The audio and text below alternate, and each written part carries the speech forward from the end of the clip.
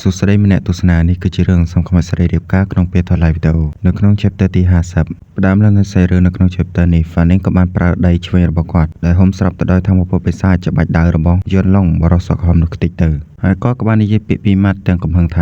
ាយន់ឡុង Fanning ដែលត្រូវបានសង្កត់ដោយបិសាចពាក់កណ្ដាលនោះក៏បានហក់ចូលមកវាយប្រហារទៅកាន់យន់ឡុងបានគេចពីការវាយប្រហាររបស់ Fanning បានយ៉ាងងាយស្រួលបន្ទាប់ពីគាត់រុញដៃរបស់ Fanning ចេញគាត់ក៏បាយចេញហើយក៏បានធាក់ Fanning មួយជើងដែលបានធ្វើឲ្យ Fanning ក៏បានខ្ទាតទៅមួយចម្ងាយប៉ុន្តែរាងកាយ Fanning នៅពេលនេះគឺពិតជាមិនធម្មតាដែលគាត់អាចទប់ជំហររបស់គាត់បានហើយធម្មពលបិសាចនៅក្នុងខ្លួនរបស់គាត់មើលទៅដូចជាបានរាតត្បាតកាន់តែខ្លាំងចាងធានតើបាននិយាយថាមិនទាំងអាចទៅធម្មពលរបស់ Fanning បានឡើងពីកម្រិតទី4ទៅដល់កម្រិតទី6ដែលមនុស្សជាទូទៅមិនអាចធ្វើបែបនេះបានទេចាងលីក៏បានគិតតែម្នាក់ឯងថាសៀងកងរបស់នាងគឺបែបនេះដែរនៅពេលដែលពួកគេបានទៅសាលាហើយយន់កាលពីលើកមុននោះហើយឈុតឆាកនៅត្រង់ហ្នឹងគឺនៅពេលដែលជាងឆាងវាយប្រហារ Fanning ឲ្យទៅផ្ទប់នឹងជាជាងហើយក៏បានធ្វើគាត់សន្លប់បន្ទាប់មកជាងឆាងក៏បានវាយប្រហារទៅកាន់ជាងលីប៉ុន្តែនៅពេលភ្លាមនោះ Fanning ដែលមានធម្មពលបិសាចពាក់កណ្ដាលក៏បានចូលមកជួយជាងលីហើយក៏បានកាត់ម្រាមដៃរបស់ជាងឆាងដាច់អស់មួយទៅបន្ទាប់ពីកាត់ម្រាមដៃរបស់ជាងឆាងហើយ Fanning ក៏បានសន្លប់បាត់បង់ស្មារតីដែលជាងលីបាននាំគាត់ហើយនឹងម្រាមដៃនោះចេញមកខាងក្រៅសាលានាងក៏បានគិតថា Fanning កំពុងតែលាក់បាំងនៅការសម្ងាត់អ្វីមួយ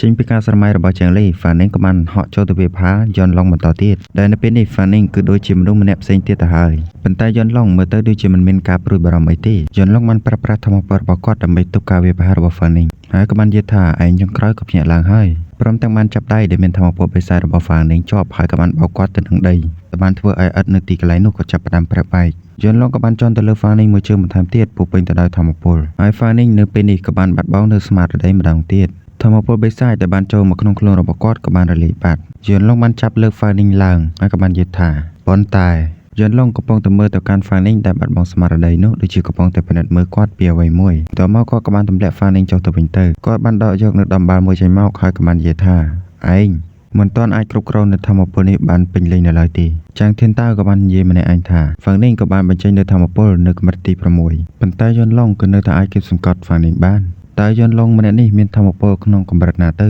នៅពេលនេះចាងធានតើក៏បាននិយាយថាមានតែវិធីមួយទេដែលនៅសល់នោះគឺត្រូវប្រើប្រាស់នៅពន្លឺចាប់វិញ្ញាណដើម្បីពន្យាពេលពួកគេរហូតដល់កម្លាំងជំនួយមកដល់តែប៉ុណ្ណោះយន់ឡុងក៏បានមើលទៅកាន់យន់ជូហើយក៏បាននិយាយថាយន់ជូតើរបស់នាងស្ដារឡើងហើយឬនៅបើនាងពិសាឡើងហើយក្រោកឡើងមកធ្វើការចាងធានតើបាននិយាយទាំងភ្ញាក់ផ្អើលថាយន់ជូមិនទាន់ស្លាប់ទេហើយនៅពេលនេះសម្បកដីដែលនៅលើខ្លួនរបស់យន់ជូក៏បានប្រែបែកបន្តិចម្ដងយន់ជូក៏បាននិយាយថាតើបញ្ញាប់ខ្លាំងម្ល៉េះការព្យាបាលពិភពសៅរបស់នាងនោះក៏ត្រូវការពេលវេលាណាយន់ឡុងបាននិយាយថាគាត់នឹងចាក់ចេញហើយទុកភារកិច្ចទាំងអស់នេះឲ្យយន់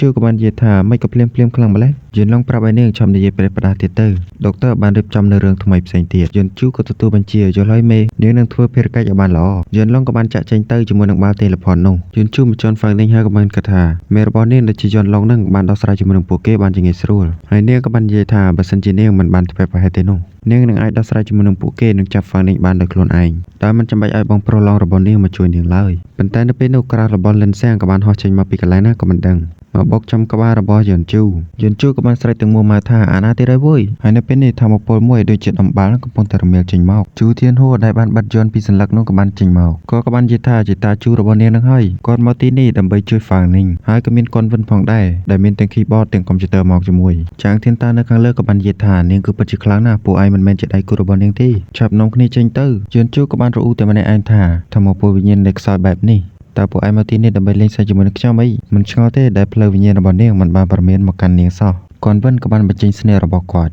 ការកាប់ទូរលេខសម័យប៉ុន្តែធម្មពលរបស់គាត់ត្រូវបានយន់ជូរាំងជាប់នាងបាននិយាយថាត្រឹមតែកម្រិតទី4សោះបែរជាចង់ប្រជែងជាមួយនាងផងនាងក៏បាននិយាយបន្តទៀតថាចំហាយមួយនេះតើឯងគឺជាអ្នកបង្កើតនៅការបំភាន់នោះដែលធ្វើឲ្យយើងច្រឡំកន្លែងនោះហើយធ្វើឲ្យយើងអាម៉ាស់មុខនៅចំពោះមុខរបស់បងប្រុសឡុងបន្ទាប់មកនាងក៏បានប្រមូលនៅធម្មពលរបស់នាងហើយបង្កើតបានទៅជាបាល់ភ្លើងយ៉ាងធំមួយនឹងបានបាញ់សម្ដៅទៅកាន់ពួកគេដែលបានធ្វើឲ្យពួកគេគេចទៅរៀងខ្លួនយន់ជូក៏បាននិយាយទាំងស្ងាត់ថាសម្រាប់មនុស្សទន់ខ្សោយដូចជាពួកឯងនេះខ្ញុំមានអារម្មណ៍ថាដូចជាមិនជោគជ័យសោះហើយនាងក៏បានដាក់សម្ដៅទៅកាន់ជូធានហួរបំរុងនឹងធ្វើការវាយប្រហារទៅកាន់ជូធានហួរទៅហើយនាងបាននិយាយថាដល់ពេលបញ្ចប់ហ្គេមដល់គួរឲ្យធុញនេះហើយប៉ុន្តែនៅពេលនោះលៀនសាំងក៏បានកាន់ខ្សែភ្លើងមួយចេញមកហើយក៏បានចាក់ចូលពីក្រោយយន់ជូដែលកំពុងតែប្រើធម្មពលរបស់នាងនោះកូនវិនបាននិយាយថាការតបជាប់បានជោគជ័យកំពុងតែផ្ទុកហ្គេមបន្ទាប់មកយន់ជូក៏បានធ្លាក់ចូលទៅក្នុងពិភពលោកហ្គេមយន់ជូក៏បានគិតថាចម្លែកមែន ហេតុអីបានជាជំនាញរបស់នាងគឺមិនដំណើរការអញ្ចឹងហើយនៅពេលនេះហ្គេមក៏បាននាំយន្តជូចូលមកក្នុងសាលាហើយយន្តដែលកំពុងតែមានព្យុះភ្លៀងយ៉ាងខ្លាំងបិសាចផ្សេងៗនៅក្នុងសាលាហើយយន្តក៏បានផុសចេញមកនាងបាននិយាយថានាងជាប់អន្ទាក់ហើយតើនាងកំពុងតែនៅខាងក្នុងខែដែលធ្វើឲ្យនាងនាំផ្លូវខុសនោះហើយនៅពេលនេះបិសាចនៅក្នុងសាលាហើយយន្តទាំងអស់ក៏បានចេញមកវាយប្រហារយន្តជូបាននិយាយថាបើសិនជានាងចង់កម្ចាត់នៅបិសាចទាំងអស់នេះនាងមានតែប្រើប្រាស់នៅការកំទេចផ្កាយតែប៉ុណ្ណោះប៉ុន្តែវាពិតជាគួរឲ្យរំខានមែនដោយសារតែការប្រើប្រាស់នៅធម្មពលបែបនេះនាងត្រូវការពេលវេលាដើម្បីប្រមូលនៅធម្មពលនោះមកវិញចំណែកឯនៅខាងក្រៅវិញយន្តជូក៏នៅតែជាប់បែបនេះមិនអាចកម្រើកបានឡើយលៀនសាំងបានហៅទៅអោហ្វាងនីងហើយក៏បាននិយាយថាបងប្រុសហ្វាងនីងផែនការរបស់ពួកយើងនៅពេលនេះបានជោគជ័យហើយហ្វាងនីងដែលទៅបានដឹងខ្លួននោះក៏បានគិតថាតើនេះគឺជាទីកន្លែងណាតើគាត់មិនទាន់ស្លាប់ទេចុះការចងចាំដែលគាត់បានឃើញនោះវិញហើយនៅពេលដែលគាត់បានឃើញក្រុមរបស់កនវិនជាមួយនឹងឡាវជូនោះក៏បាននិយាយថាពួកគេទាំងពីរនាក់ក៏មកទីនេះដែរកនវិនគាត់បាននិយាយថាគាត់មកទីនេះដើម្បីធ្វើការស៊ើបអង្កេតពីមូលហេតុដែលធ្វើឲ្យហ្គេមហ្នឹងមានបញ្ហាប៉ុន្តែមិននឹកស្មានថាជូហ្វានេះដែលកំពុងប្រយុទ្ធគ្នានៅទីនេះសោះដូច្នេះហើយពួកគេក៏បានពិភាក្សាគ្នាដើម្បីរកនូវយុទ្ធសាស្ត្រហើយចូលមកជួយហ្វាងនីងឡាវជូបាននិយាយថាមិញនេះគាត់ស្ទើរតែខ្លាចទៅជាជ្រូកអាំងដោយសារស្នាដៃរបស់យន្តជូទៅហើយហ្វាងនីងគាត់បានគិតទាំងភ្ញាក់ផ្អើលថាពួកគេពិតជាអាចគ្រប់គ្រងធ្មប់តូចនោះបានមែនណានៅពេលនេះហ្វានីងក៏បានសួរកនវិនថាតើនេះគឺជាចំណេញអ្វីហើយអាចចាប់យន្តជូនឹងបានយូរប៉ុណ្ណា